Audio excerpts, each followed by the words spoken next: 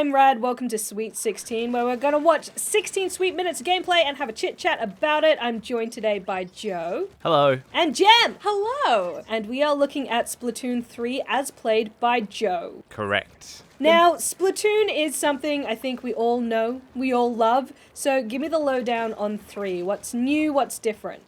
Well, Jem, you might be better to answer this just because you've been doing the review for Spawn Point, so you have a better idea of everything. I just played a few hours of it. I have. My world has been consumed by the splattastic splatting of Splatoon. In terms of what's different, there's not a whole lot if you played 1 and 2. Things seem mostly the same. They've kept the good parts and gotten rid of some of the baggage that 2 had in terms of like menus, but it's mostly the same stuff. You go in, you splat your territory, and you hope the other team doesn't get up. So is it mostly new weapons and abilities, you'd say? I would say it's there are a couple of new weapons from what I've seen. I'm only at level 10 currently. So the weapons go all the way up to level 30. So there are so many. I'm not sure how many of them are new. One of my favorites though is the zip caster, which has been described as quote unquote inky Spider-Man. I never got to love play that. And what does that one do? That one, when you aim it, it casts a long line of ink that attaches to a wall that you can then kind of grapple onto and hold for a few seconds. And in combat, it then also spreads a lot of ink in the direction you threw it in. When you think about that in like practical terms, quite disgusting. Quite gross. I haven't had the chance to use it in the multiplayer yet. I don't know how good I'd be at that because I think it requires quite a lot of either very quick reactions or being able to like identify where's a climbable surface quite quickly. And I'm not exactly a thinker when it comes to the combat. I just kind of run and gun. So what are we seeing here? Is this the multiplayer or single player? So this campaign? is the single player. This is quite early on. This is sort of like a very tutorial mission. I got a bit of a sample platter of stuff today. This is some of the single player, or a sample splatter, should I say. Delightful. Hey. I've been saving that one all night. Yeah, so this is the single player. It's sort of a very early mission. We're about to see a boss fight. And then it kind of, from that boss fight, you actually go into sort of the main part of the single player. Like this is kind of pre-single player almost. Yeah, right. And is there a story? There is a story. I would struggle to explain it. There's Octo something or others. The Octarians. The Octarians, and that's a thing. That's about all I could really tell you. I'm not sure anyone plays these games for the story anyway. It's all about that multiplayer fun. So Correct. I will say, as someone who gravitates more towards single player experiences, I'm glad they had the option at least, because I think more than just being like a single player campaign, it also works really, really well as like a testing ground for all the things you might get to use. Like they give you weapons in bursts. I'm sorry, that character was horrifying. Gramps, yeah. What is going on? Oh, if you think he's bad now, no spoilers, it gets worse later. Okay, no, I have to ask though. Slight spoilers. Worse how? He gets flattened into like a paper version of himself, and the tears of another character bring him back to life. Oh my gosh, that sounds like something out of the Pokemon movie. It's like that scene in SpongeBob where they get dried out. It looks like that. Oh my gosh. I like that it's actually his eyeballs that are blinking. He doesn't have eyelids. The balls themselves are doing the blinking. Oh, I would love someone give us a deep dive into the physical build of how these characters function. I'd love to know. Also, this character, correct me if I'm wrong, but he's got an Xbox logo on his shirt. Oh, he's rocking an Xbox logo. So the first boss in the game is you taking down Xbox, I think. That's a bit on the nose. Is it? I can't see it. Where? Well, you'll see when he's talking. When he's like out of the mech. Yeah, right. The guy piloting the mech. So yeah, this is like a little boss fight. This is actually like the third wave. I skipped ahead a bit because it's a fairly long boss fight. It's pretty classic Nintendo stuff. You know, dodge the attacks. It 3 doesn't waves. look terribly dynamic. It looks a bit. It looks a little bit This one boring. isn't particular. I actually found this one to be not a great setup for the bosses you encounter later on, because they're a lot more involved. So having this kind of pulled back, like kind of waiting for things to happen, doesn't quite prepare you for the amount of chaos that comes. But I think it is a good kind of like, because this gives you also, it shows you how to use Small Fry, which is your little companion. So you throw it at him to like block up his, for lack of a better term, sucker. I couldn't think of anything else, man. Ah, yes. You could have said vacuum. I could have, but I didn't think about that, did I? And sucker's already out there. Yeah, it's been said. It's done. But as I say, this is still very early in the single player, so this is like essentially a tutorial mission. It's meant to be a simple boss fight. It's not meant to be anything too crazy. And it does give you the setup to that, like, Look, 3. an Xbox logo. Oh, it is like Nintendo. It's but it's like Xbox One. It's a classic, OG Xbox logo. This is the Switch smacking hard at the first Xbox. I just realized I said Xbox One meaning original Xbox, Yep, and correct. then Yep. remembered that they named one Xbox One. Why? Yep. Why Microsoft? Not confusing at all. I'm Yeah. also a little bit, because I'm not super versed in the previous Splatoon games. Why is he holding a thing of, is that a vegetable? That looks looks like like an asparagus. to me. Asparagus, or maybe is it a leek? No, leeks have a like an- wider bottom, I'm gonna say. Why is it so But lumpy? it's also very big. It's the size of Gramps. Yeah, like, I'd like to, okay, we skipped this entire thing, a deep dive into why he's holding some vegetable object. Maybe it's a vegetable that we're not terribly familiar with. It could be wasabi. It could be. I I'm- don't know what wasabi looks think like, it looks a not bit in like that. paste. Yeah. Wait, you mean, oh, I just had a moment where I was like, you mean it's not in a paste form naturally? Yeah, you actually scrape it out of seed pods. It just comes as that paste. This is the, Turf War mode. So Turf Wars is a classic mode for, I think every Splatoon game had them. Like the go-to low stakes multiplayer. It's like the bread and butter of Splatoon is Turf War. Yeah. So for those who've never played it or don't know, the basic gist of Turf War is you just have to paint as much turf as possible. The team at the end with the more of their color on the floor wins. So it's kind of cool because it means you don't necessarily have to be in the front line of battle. It's still worthwhile to hang back kind of in your area and just paint stuff. And it's one of the things that I think, well, it is the thing, right, that makes Splatoon so magical and why it was such a good idea.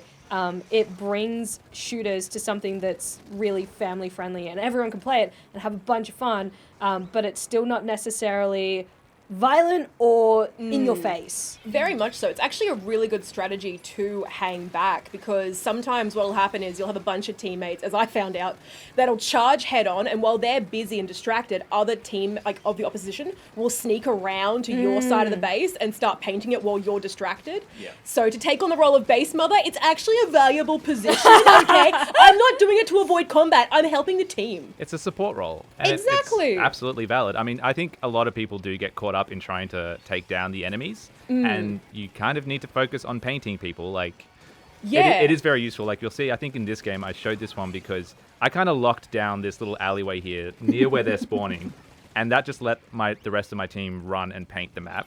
So Yeah. we kind of wiped the floor with them in this one because they just kept coming at me. I love when you can tell, like, from the get-go that you've got good team synergy, even without communicating a word to each other. Yeah. Everyone kind of goes to the, like, assumed positions almost. Yeah.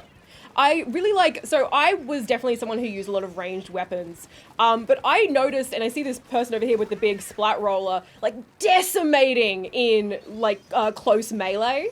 What did you find was your kind of preferred, because I think we all have a preferred kind of mode of Yeah, play. it took me a little while to like land on a weapon, but I did quite enjoy these machine guns. So there's like a little bit of risk because you have to charge them up before you can really use them effectively. So you see I'm like charging that ring and then I can fire.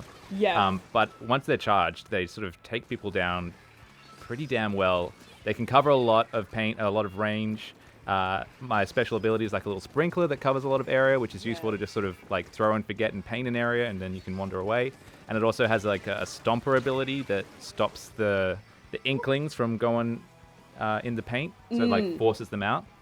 See, again with the splat rollers, they cover a good amount of ground in terms of coating, but I wouldn't say they're like, unless you get close up with them, they're kind of not as useful as an offensive weapon.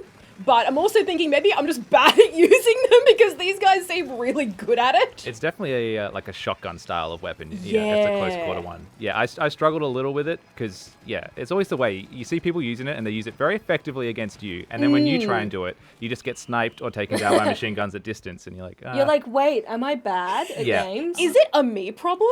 So I just, wow, you really did wipe the floor with them, Decimate. right? yeah, that was a Man. convincing win, that one. I just want to say, graphics-wise, I think this looks a bit crummy. Crummy. Really? Interesting. I think it looks a bit crummy. I actually thought it looked a bit better than Splatoon 2.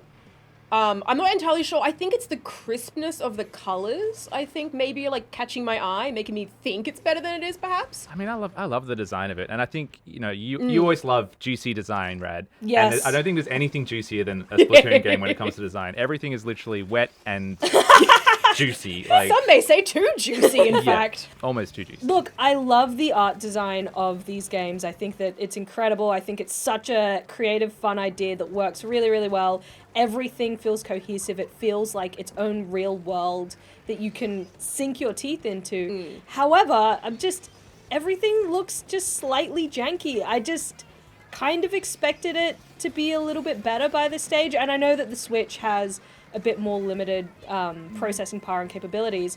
But I feel like I've seen Switch games that look better than this, particularly some of those Mario games. And I just thought with a franchise this big and, such a strong one for Nintendo, it'd be looking a bit better by now. I mean, that's fair. I think as well, I think maybe Splatoon 2 sort of pushed the Switch. Because that was a Switch game, correct me if I'm wrong. Splatoon 2 was... I think so. Yes. I feel like that kind of already pushed it, and this doesn't look markedly better. Yeah. Yeah. In my memory, at maybe least. Maybe if I that's- saw them side by side. But it looks about the same. Maybe that's it. It's like it's not pushing it far enough, so it's kind of stuck in where it was in Splatoon 2. Maybe that's why it looks extra. And- But I don't think it looks that bad. Like, I think I was so distracted getting my butt kicked that I forgot to look at what it actually looks like. And look, that's the other thing, like, when you're playing, your perception of it is really different than when you're sitting and watching a video.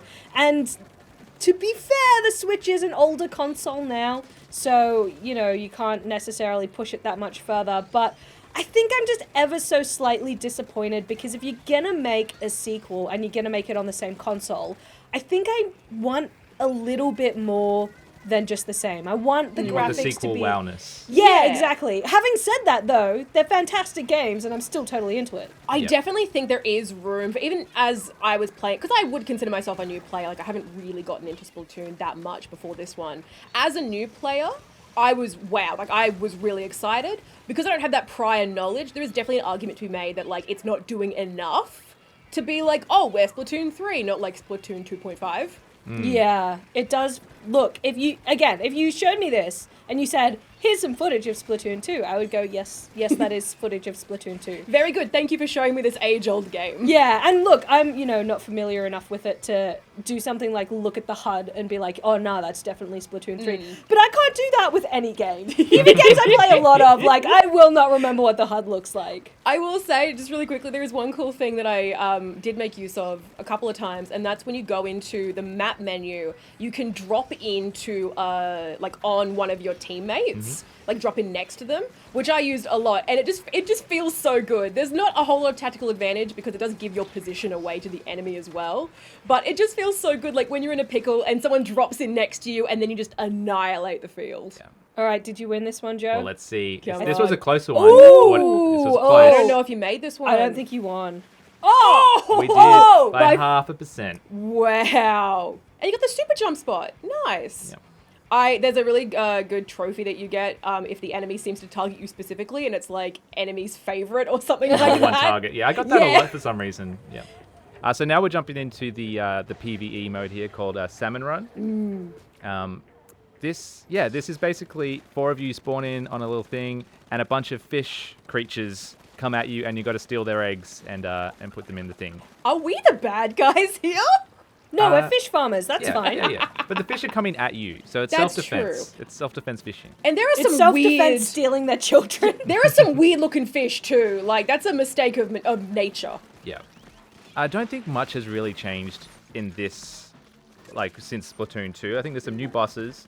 I think you were saying the other day that they let you do Salmon Run anytime now, and I think they used to have it as a time. I believe so. Yeah, from what I played, there wasn't any like you have to be here on this date, this time to access Salmon Run. You can jump in as long as there's other people online to play with you. Yeah. So instead of having that kind of locked off, it's kind of an anytime thing, which I think is better because it is one of the most, I would say, one of my favorite modes. I wonder why they had it locked off previously.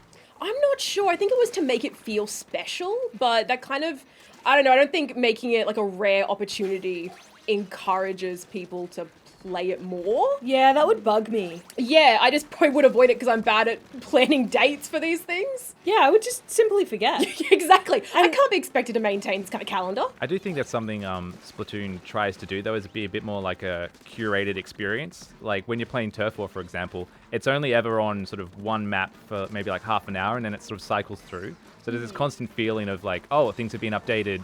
There's a new thing to do. There's a new map in rotation. Like, go do this now. Go do that. It's got like a micro live service element to it where every sort of 20 minutes something else is happening. Sorry, I looked at that fish that just like burrowed into the ground and I hated it. Very much so. So that was a boss, I think. I don't know if I like that live service element for a game like this. Like, I guess I can see an argument for it, but personally, I think I probably prefer being able to pick which maps I enjoy and just jump in them, or have it randomly rotate so that, you know, the 2 hours that I get to play on a weekend or whatever, I'm not just playing the same 4 maps. Yeah, that is definitely something that I found during my like review time, was that I was like, oh, I need to get like lots of footage, and it was the same couple of maps for ages. Yeah, it doesn't feel like an effective use of time. Well, that is it for this Sweet 16 of Splatoon 3. What do you think? Did you play the first 2? Are you a big fan, or are you new to the series and thinking, oh yeah, I could go for an inking? Let us know in the comments below, and make sure you check out the rest of ABC Gamer for more cool content from us.